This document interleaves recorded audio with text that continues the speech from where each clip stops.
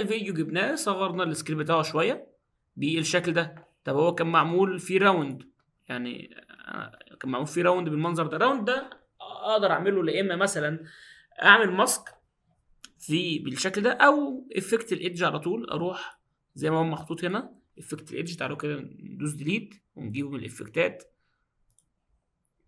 نبحث نكتب ايدج فهيجي لنا بالشكل ده. ابدا اسحبه واحطه على الفيديو معايا بالمنظر ده. اجي من هنا في بوردر ابدا ازود، هيبدا يزود بس هلاقي ان الفيديو فيه يعني تحس ان هو متقطع بالشكل ده كده. اجي هنا عند تلات اختيار ده اخليه بدل ما هو واحد اخليه زيرو بالشكل ده. ابدا دي ازود.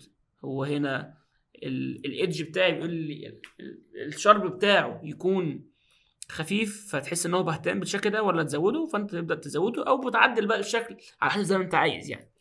طيب ده كده ده الفيديو، وجايب نفس الفيديو مكرره ورا خالص ومكبره ومغير اللون بتاعه عشان يديلي الايفكت ده. يعني ده الفيديو التاني ده هو نفس الفيديو بس انا حاطط له بلور وكالر تاني فبقى ظهر معايا بالشكل ده. وطبعا الجزء اللي هي النغوشه دي احنا عارفينها عادي انها تكون كروما سودا واخده بلند مود سكرين. نرجع تاني للموضوع. فانا عندي دلوقتي اول طريقه ان انا اقدر اخفي بيها القطعات دي، انسرت، اتحط انسرت ما بين المشهدين، الموضوع خلص خلاص. دي طريقه تانية ترانزيشن.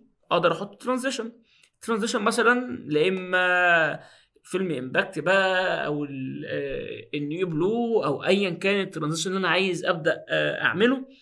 فاقدر